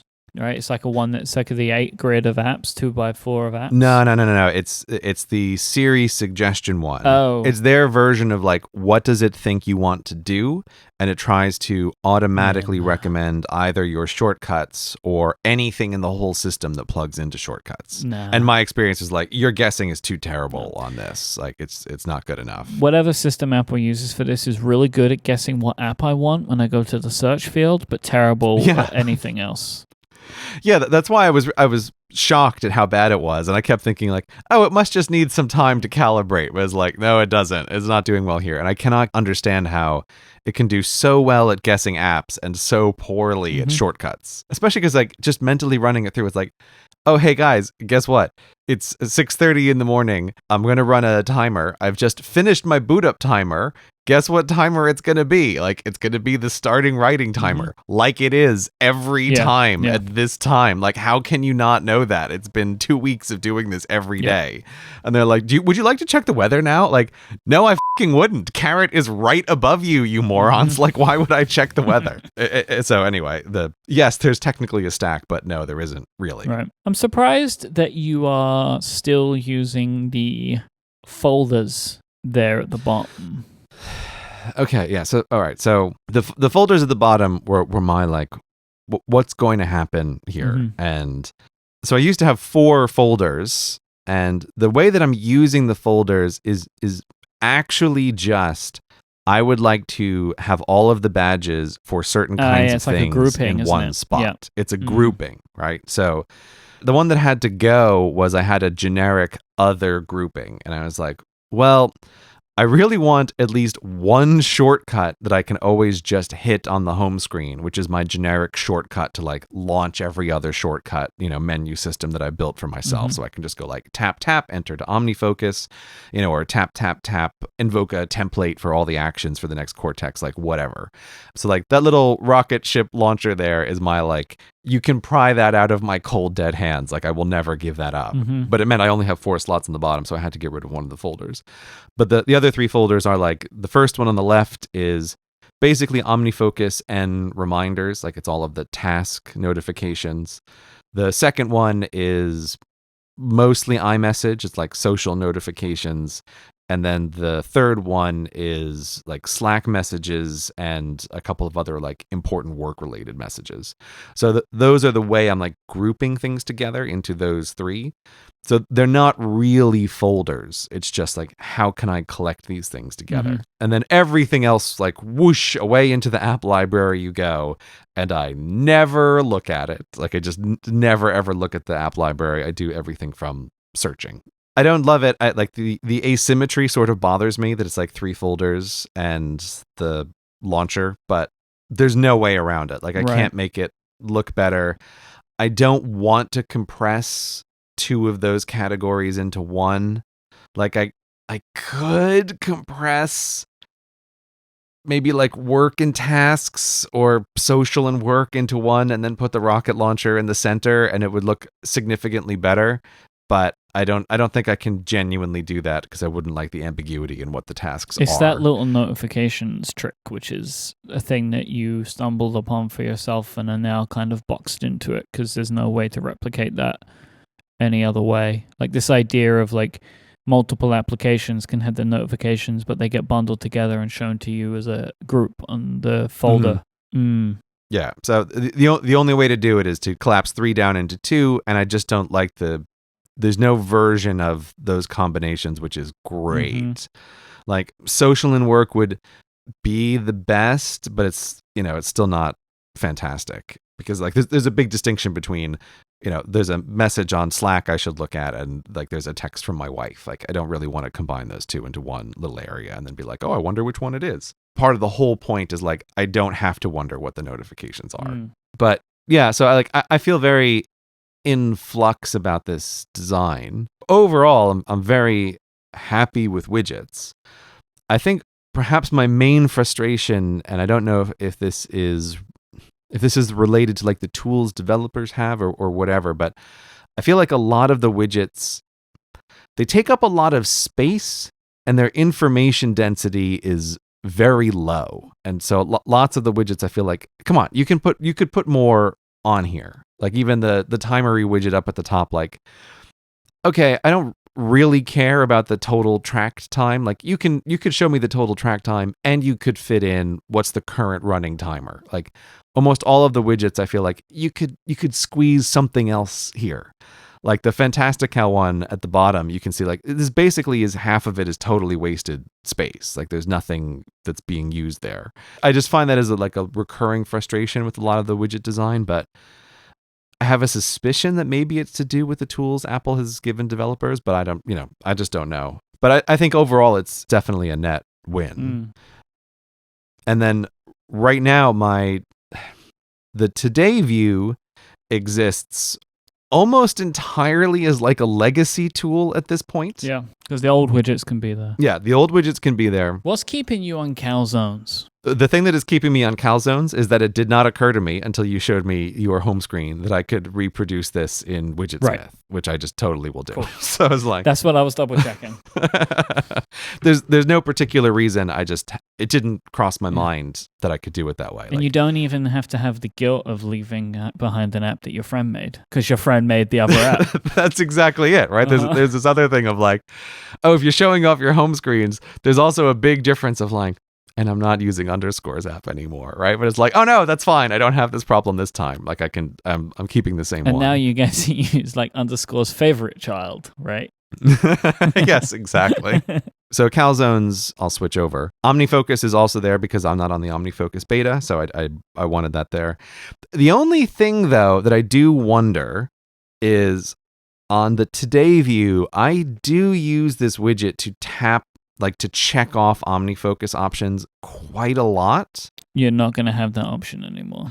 Okay, so the old legacy widget doesn't even exist anymore in the new beta. In the beta, they actually have kept the legacy widget. Okay. I haven't seen any other application do this, so I don't know if you're allowed to, or if they've just made the decision that other apps aren't making. I'm not really sure what the deal is there. I don't know if you can keep them both. But of all of the apps that I've used, it is the only app that I have installed that has remained with the old one as well. So I actually don't know what the situation is there. And I also can't speak to if they will keep it around, right? Right, of course. The reason I was just thinking about that is like if I had the option to keep the OmniFocus one there, I might... Oh, actually, Carrot has got the old one there as well. So I think maybe this is a thing that developers can do. Personally, I'm just trying to get used to not having them because, they're going to go eventually. Yeah, of course. It's like, we're playing a game of hangman that they're all going to lose with every time there's any change in the operating system, for sure. I think the only other reason I was thinking that the Today view is kind of nice is the ability to slide over, without like having to open the phone properly, which is why I also have the widget there for just checking like what is the current timer that's running without having to go to the home screen. That's another reason why I do have some duplication like at the calendar and stuff, because I can grab that straight from the lock screen. Yeah. So one of the things I've been doing a lot, which is I really mostly quite like, is I've been slowly making sure to convert all of my shortcut timers into being like things that I can say to Siri. And so like I can just say track this, track that, and like the timer just runs and it all runs from my phone. And I've slowly built up a system so like there's a little notification that shows like, yes, this is the timer running. But every once in a while I do have that moment of like, did you really do that, Siri? I don't know if you did. And so I just want to be able to quickly like swipe over onto the Today screen and see like, yes, the Cortex prep timer is running. Yeah. That's one of the things that I have there. So I was really happy actually because I didn't think this was possible that there is a live running timer on the widget. Yes. Yeah. That's one of the only things that Apple enabled of like, this is a constant, because everything else just updates on a schedule that the developer can try and set, but the system ultimately decides. Ah, interesting. Okay. But they kept like count up and count down as a live element that you could have on widgets. Oh, thank goodness, because yes, the time tracking is one of like the main things. I would have been like timers running if there wasn't a way for that to work. Of like, like every 10 minutes it updates. It's like, no, this isn't useful because you've made this very, very bad. When I tell Siri to track whatever, I want to like I'm almost always checking within 5 seconds. Where I'm like, did that run? And I wouldn't want to have that be an every 10 minutes kind of thing. So I will say as well, Timer have done a very, very good job of watching out for the system. So like, my understanding is this is not very easy to do. Like that I can use shortcuts to start a timer, and the Timery widget picks it up. Okay, so it's looking for system notifications. Yeah, that is my understanding at least is that is a non-trivial thing to make that work seamlessly. And I know from the beta that like it took a bit, right? Like for the developer to get that right. Also like trying to notice when other devices are updating it as well. It also does a good job of that, which again, my understanding is not an easy thing, to do. Like if I start a timer on my iPhone, is it picked up by my iPad? So yeah, when I say about like favorite apps, I mentioned it earlier, Timer is one of them. And actually, let's not get into this because State of the Apps is coming. What are you doing? We're doing State of the Apps so soon. Don't start doing a rundown of like your favorite apps. Home screens, screen crimes, and State of the Apps all in one episode. It's madness around here. What are we doing? But yeah, so I don't know. I just feel like I feel uncertain with a lot of this. Yeah. And, most of the time when we do this episode, I'm like, here's the home screen. I've been rocking it for a while and I love it. And I think this is also just a side effect of clearly lots of people were caught off guard by the widget stuff. Yep. And so tons of my apps are slowly rolling out like, hey, we've got a widget. It is also worth remembering that developers did have significantly less time to make enhancements this year. Well, yeah, because iOS 14 is released tomorrow.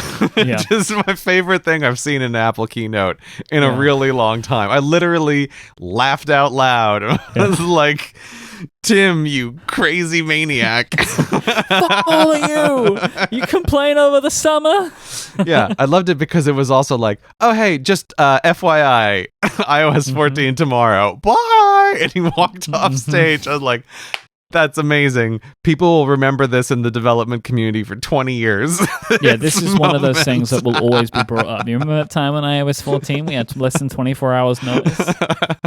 Yeah, I was like, that's amazing. And here I was like sitting doop like I haven't run the betas and like, oh, great. I just get the whole thing tomorrow. Amazing. But yeah, so like I feel like I'm doing just way more playing around, and because of like the information density thing, I feel like I still keep swapping a lot of this up of like, should I do it this way? Should I do it that way? I don't know. But I do think I'll probably still land ultimately on like 2 screens in this way, of like the today screen for stuff to check that I don't need like running on the home screen the whole time, and a more like a home screen information board of like, here are the things that you actually do want to be reminded of all the time when you open up the home screen. Like, you want to know if your batteries are running low, you want to know if it's raining outside, you want to know if you forgot that Cortex is recording today, despite Mike's constant reminders, and you want to know if you're being like just unreasonably lazy and your unintentionality timer has been running for the last 2 hours and now it's the most frequent thing that you've done in the day. Like I feel like that's a relatively good mental divide, like check an information board, but I'm very, very uncertain. This episode of Cortex is brought to you by Squarespace. Make your next move with Squarespace. They let you easily create a website for your next idea, letting you grab a unique domain name, take advantage of award-winning templates, and so much more. No matter what type of website you want to make, Squarespace is the all-in-one platform that will help you do it.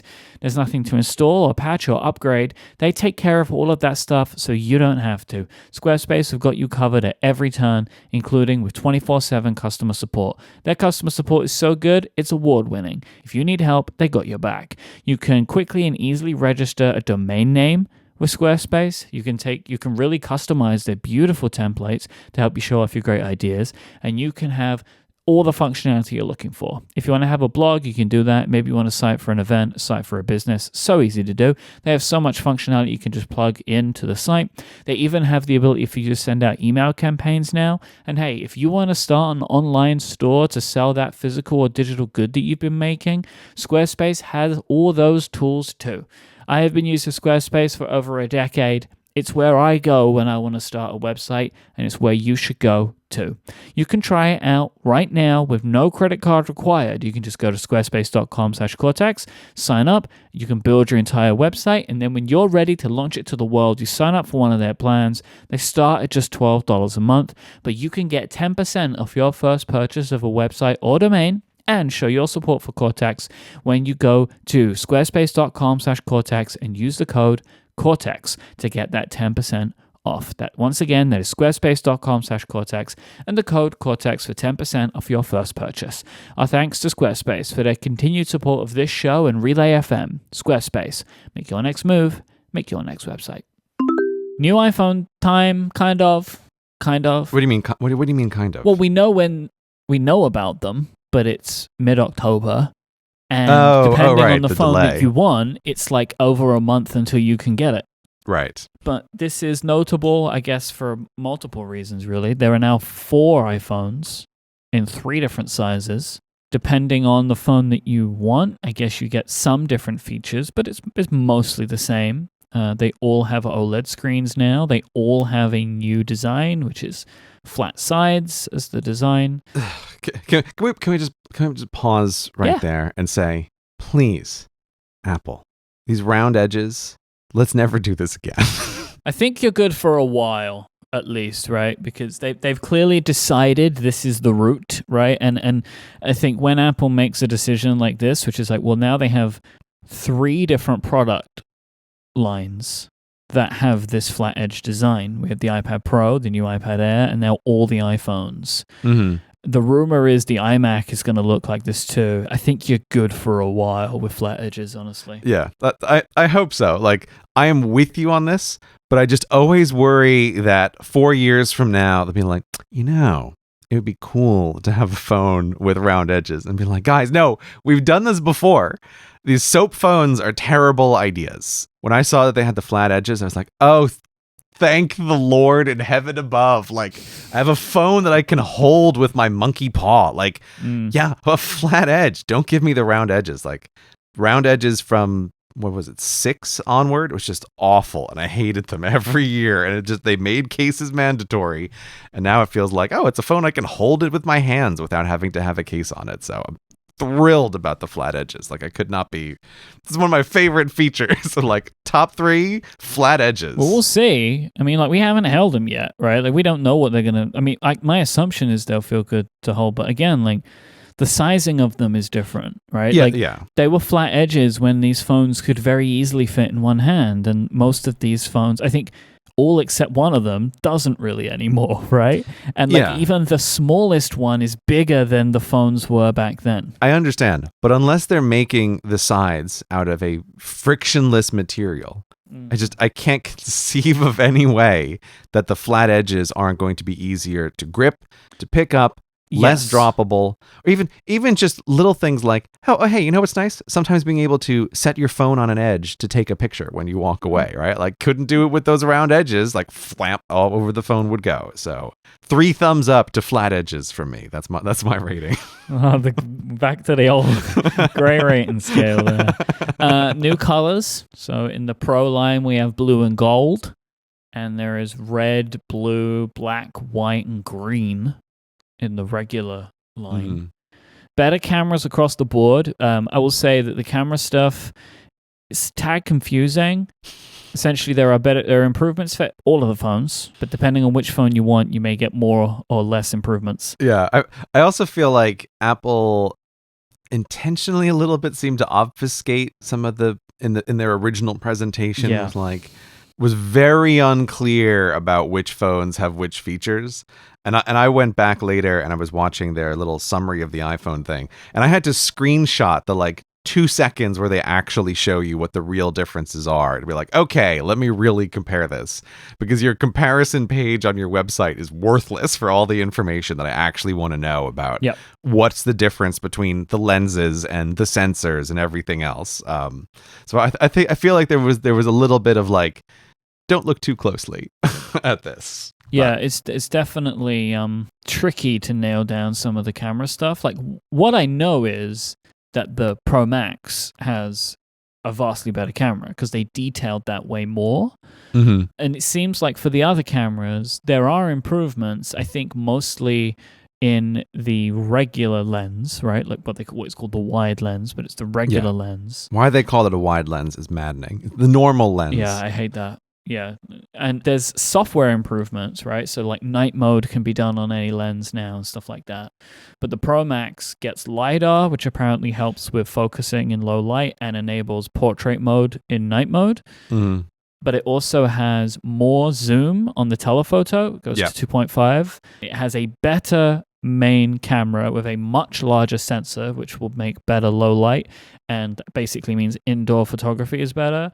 And there's a new stabilization system on the main camera as well, which is more akin to the way that a DSLR is stabled, where instead of just stabilizing the lens, they also stabilize the camera sensor itself. Yeah. That was one of those things. As soon as they said it, I thought, I'm sure there are technical reasons why it didn't happen before, but this seems like obviously the better path to go. Don't try to stabilize the lens, stabilize the sensor. Yeah, I mean, which is why good expensive cameras do this, right? Yeah. But I think it's a like miniaturization, technical challenge, and physical size of phone problem.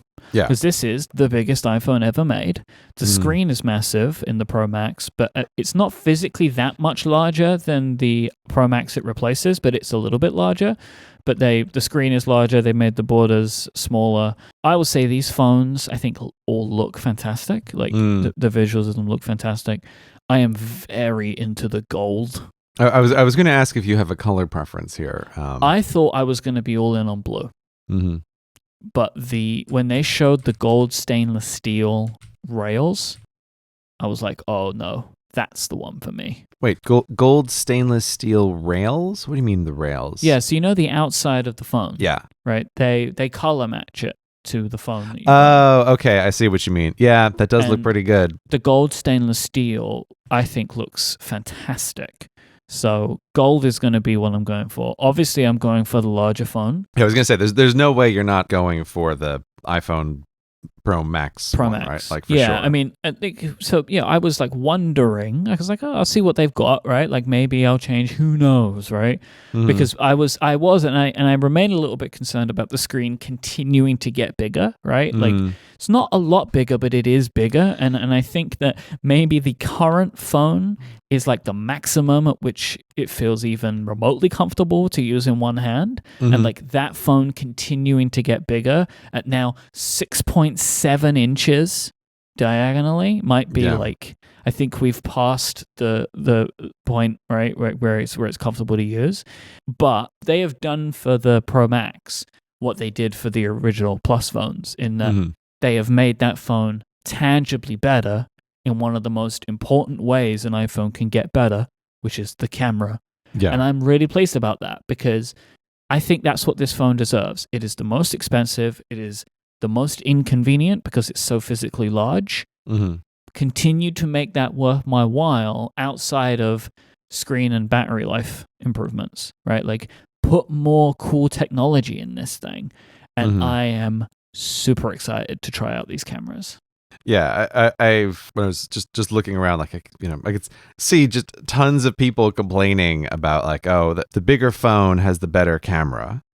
But I just think people are thinking about it the wrong way because it's like, guys, I agree with you that there should be this differentiation, but it's not for the purpose of product differentiation. It's like, look, guys, if they make the Pro Max and the Pro have the same camera, it's not because they have decided to not differentiate. It's because they have decided to not take advantage of the larger space that they have. Yep. Which means that the Pro Max has a worse camera than it theoretically could. Like, yes. You will always be able to make a better camera with more space. And if you don't like it, take it up with physics. Like that's where your complaint department has to be. And so when people are like, "Oh, I want the better camera on the smaller phone," it's like that's never gonna happen. Right? No, you have to wait, right? Yeah. In a couple of years, probably they will find a way to do the sensor shift on the smaller phone.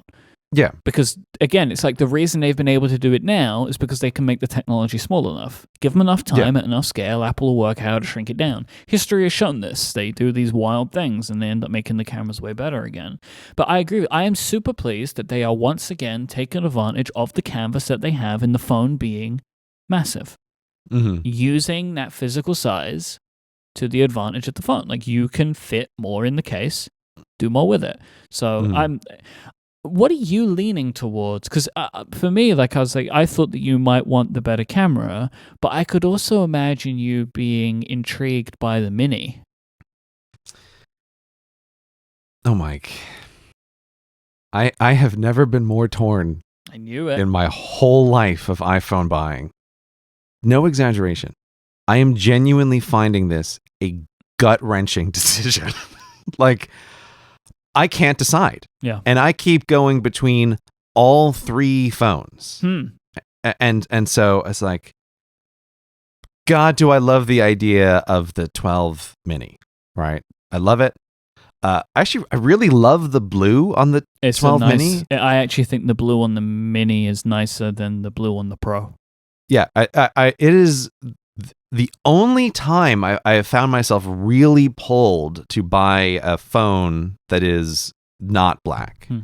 I do like the Pacific blue on the Pros. The black, like the graphite, looks terrible in the images. Oh, I haven't even looked at it. Oh, it's like it looks brown. It's very weird. Oh, yeah, you're right. It does look like a terrible black. Because they've changed it now. It's now called graphite, like the watch. Oh, we're not in space anymore. Space gray, a color name that makes just as much sense as space orange. Like, have you guys looked at space? And they gave up on the 25 million different color options that has been space gray over time. Yeah, I'm sure someone's done it, but there's got to be a fantastic infographic of like what Apple thinks space gray is, and like here's 70 versions of gray. It's like it's always infuriating. Like I hated everything about it. I like space orange, by the way. We may have to make like some kind of Cortex brand product in space orange at some point.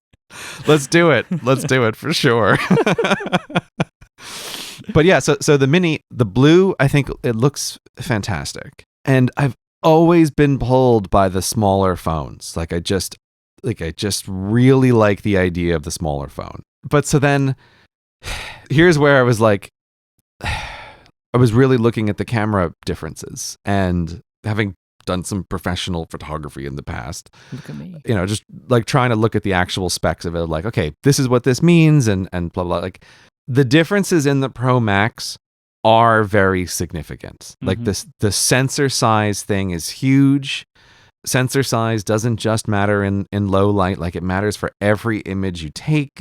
Stabilization is also one of those things. Like you can never get enough stabilization, especially if you're doing any kind of video. So I was looking at those Pro Max things and I was like, this camera is a lot better. And I've always said that the only thing Apple needs to say every year to get me to upgrade is the two words, better camera. And it's like, that's it. If you change nothing else but you make the camera better, I will give you money for a new phone. Like it's a totally done deal.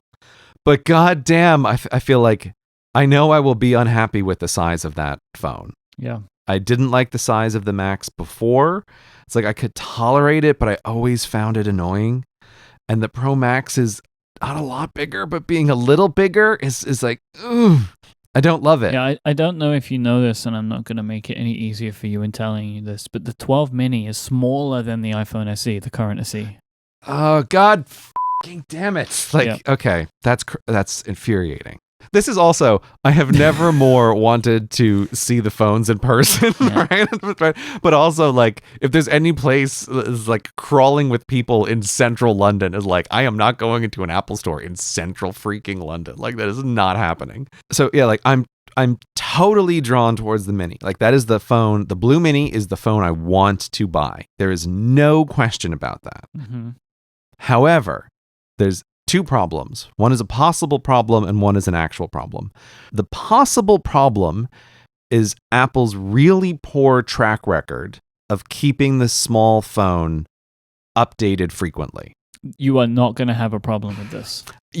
I don't think that's the case this time, but I'm just bringing it up because it's something in the back of my mind of like, look, I am happy to get on the small phone train as long as this train is pulling out of the station and going down the line. And so like, okay, if there's going to be another small phone next year that has a better camera, I'm happy to just like pretend and be 2 years behind the top of the line camera technology.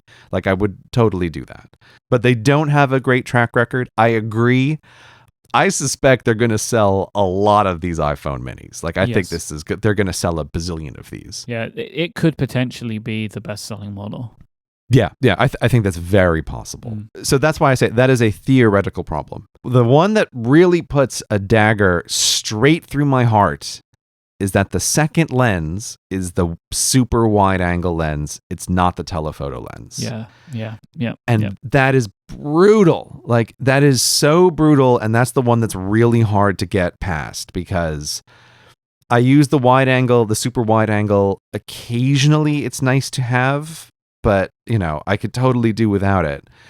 The telephoto lens is the one where it's like, giving that up is really hard and is going to be a constant frustration. Like, I don't have the telephoto lens.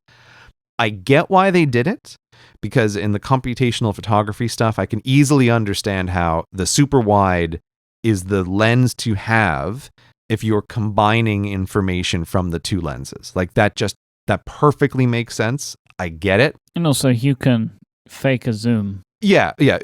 To most people's satisfaction, you can fake a zoom. So yes. That's the good asterisk, but yes. Yeah, like cropping isn't zoom. Digital zoom is not a thing, people. Yeah. Digital zoom is a lie. Just move.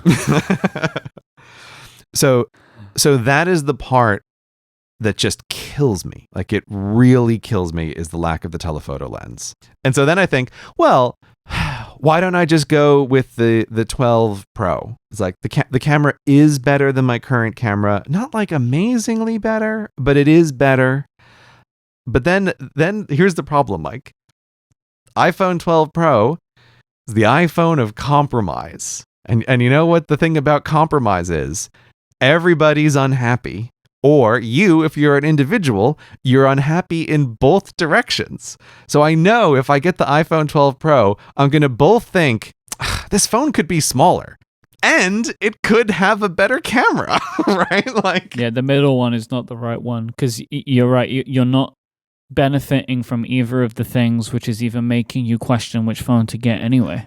Exactly, right? So like the iPhone 12 Pro is like, this is the phone of compromise. And there's plenty of times in life when compromise is the correct solution. And this may well be the time when it is a correct solution, which is why I'm saying I'm genuinely frustrated between all three options. But so then with the iPhone 12 Pro, it's like, okay, well, I want the better camera. So why don't I just like min-max the actual thing that I want? It's like, do I want the better camera? I really, really do. Do I want to be carrying around a phone that was bigger than the phone that I already found uncomfortably big to carry around? I really don't. And so then I'm like, well, maybe I'll get the mini. It's like, but I know if I get the mini, I'm going to constantly miss the telephoto lens. Like, it's really going to be annoying. And so like, battery, of course. Yeah, it's like, okay, well, so then I should compromise and I should get the 12 Pro. It's like, oh, but the 12 Pro doesn't maximize either of the characteristics that you want. So like, well, why don't you get the better camera? Okay, I'll get the better camera, but then it's going to, like, I just keep going round and around and around. And I cannot decide. I really cannot decide this year. And it's gut-wrenching. Luckily, you do have a little bit more time to decide, because both of those phones go on pre-order at the same time, which is not until the 6th of November. Yeah. But I don't know what I'm going to do. And I thought after the presentation, it was going to be a much easier call. But the more I dug into the details, the harder a decision it came to be. And so I don't know. Anyone who was on the fence before, you're screwed. What do you mean? Anybody who was on the fence of the phone sizes, this presentation has made everything way worse. Yeah. Because now, like, there are vastly different phones. Like, plus the fact that the 12 Pro and the 12 are the same size now, and the 12 Pro is bigger than the 11 Pro. Yeah. So if you were already unhappy, then you're going to be really unhappy, right? Like, because I know a lot of people felt like the 11 Pro was too big, and then the 12 Pro is now bigger. So now you have to decide, do I want to go to the mini and give up features because you're losing stuff like the other camera and stuff like that? Mm-hmm. Or do I get a phone that's bigger, or do I get a phone that's even bigger if I'm already going to go bigger? Yeah. It's definitely tricky. I personally think this is the best lineup Apple has had for a long time, if not ever, because there is tangible choice and they're comparable. right? Like the fact that Apple makes a phone as small as the iPhone 12 mini and it has an A14 chip in it and 2 excellent cameras and 5G and Face ID and the MagSafe, which we'll get to in a minute, and the new ceramic shield, strong glass, like this is what people wanted the iPhone SE to be, right? Mm-hmm. Which is like a non-compromised small phone. Yeah. So it's absolutely excellent that they've made that, but for people that are looking to upgrade from a phone of the last 2 years, the choice is difficult for people. Yeah, I'll agree. From a you're in charge of product lineup at Apple or whatever. It's a very good product lineup, and it's not quite, but it makes me think of that old like The 4-quadrant. The 4-quadrant chart of like you've got the pro and you've got the consumer and you've got good and you've got better, and it's like I think that is a very good model for like what is your product lineup. Mm-hmm. So I think yes, it's the names are still a little off, but it's fine. Like they have a sensible selection of phones, but it's for me personally, it's gut wrenching. Like it really is, and I can't even come to the conclusion of like, well, which one do I just order, even if I'm trying to frame it of like just to try it, right? Which one is, I still can't even make the decision of that, and yeah, you're right. The additional complication here that the iPhone 12 Pro is a little bigger is also really throwing me, because it feels like, oof, I don't want this phone to be any bigger, but I can see that it would make sense of like, it might be more tolerable to deal with a phone that's significantly bigger than one that is just annoyingly bigger, right? So it's brutal. I don't know what I'm going to do. How cool is that MagSafe, though? The MagSafe is very cool. The MagSafe is very cool. I don't like the name because it feels like Apple's rubbing a little thumb in your eye about like, hey, remember MagSafe? Like a perhaps defining invention from Apple that has saved my laptops many times that we replaced with USB-C. Like, we're bringing it back, but we're not. Well, you don't know, man. I hope they do eventually. Could be a bold new world in Apple Silicon. Yeah, I mean, I guess maybe for something like the smallest laptop, they could have a 20-watt charger. Like I said, the fact that they have brought it back at all puts more chance of them bringing it back to the laptop. Yeah, maybe. I don't think it's going to happen, but I feel like it's more possible now that this exists than if it would have never existed. Yeah, I think they're just recycling the name. I don't think we're going to get laptop chargers that are MagSafe. Oh, they're definitely recycling the name, but the fact that the name exists again means that Apple believes in the technology again. I reckon it'll probably just be USB-C, but nevertheless, it's nice to dream. Yeah, but it's very cool. That clear case that shows you where to put the MagSafe is one of the fuggliest things I've seen Apple produce in a long time. It is ridiculous. Like it has a magnifying glass on the back of it. It's terrible. It made me think of the iPhone case that had all the holes on the back that said "Hun" when it went over the iPhone thing. It was like who designed that? It was just awful. Like, guys, just combine those 3 circles on the bottom and it would say iPhone nice and neatly centered. Like, I don't know what you were doing. But no, the MagSafe looks totally awesome. That looks like a really, really nice feature. I'm glad that they're upping the wattage a little bit, like slowly chipping away at one of the biggest problems about wireless charging, which is just the slow speed. Well, I guess they've done 2, right? That it's faster with the MagSafe. It does 15 watt. Yeah. But also now, like, it aligns properly because there's magnets, so it's easier to get the lining correct. Yeah, no, it's very cool looking. The other thing, of course, I'm sure you had the exact same thought that I did as soon as you saw that wallet, which was like, maybe we could put some kind of hook on the back of the phone here, some kind of little gripper, especially if, say, I was going to have a big phone, like a little ring or something that could pop out of the back. It's like almost like a socket which you could pop. Because I saw this and was like, you see, they're making wireless charging more appealing to me now than it has been before. but I can't wireless charge because I'm a pop socket guy. And if the phone's getting bigger still, I definitely need my pop socket. I can't get rid of that.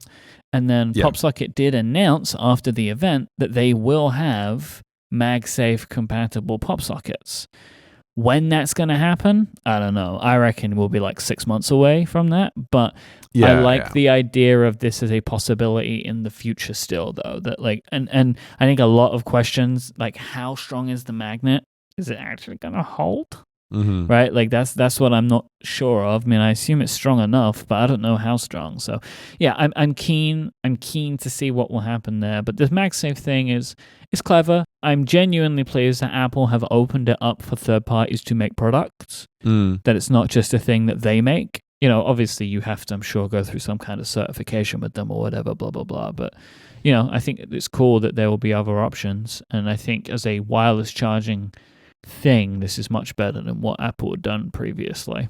Yeah, it looked pretty cool. In my dream fantasy land, Apple would make something that's like a pass-through charger that's also a gripper for the back of your phone. Like I don't know if that would be technically possible, but that's what I would totally love. And again, if you're listening, Apple, I don't care how few watts get through, right? If you know, you're trying to charge at 20 and only 5 make it through the pass-through gripper charger, that's fine. I can live with that. You know, that's the thing that I'd be looking for. I'm just going to put this side-by-side comparison of the 3 phones to the side of my screen and bring back up our show notes for more text time. And I'm just going to have all 3 of them looking at me the whole time. And I figure that window's probably going to remain open on your desktop for quite a while. Yeah, but my brain and eyes literally bounce like, Pro Max? Pro? Ooh, Mini. Pro Max? Pro? Ooh, Mini. I think you should go with the Pro Max. Pro Max is the option for the head. Mini is the option for the heart. Because the reason I think is you already have this phone. It's not like you're jumping up from the regular one. And so you're used to dealing with a phone of this size for all of its frustrations. But this phone is a better version of the new one than the current one. Because the current one is just a big version of the smaller phone. It doesn't have anything else except a bigger battery. But like it's just, if you took the phone and dragged it diagonally, right, in Photoshop, that's the 11 Pro Max. Right. But the 12 Pro Max at least has what I think is like the functionality to warrant it being called Max. Yeah, no, I agree. That's the whole dilemma. Is like it has the features that make it worthwhile. But that's why I think it isn't a dilemma. I think you should just stay on the train that you've been on, get the 12 Pro Max, and benefit from the better camera. Yeah, you're just trying to get me to join your Plus Club. That's all you're trying to do here. You're already in the club. No, I left. And plus, you've left a bunch of times. And I may leave again.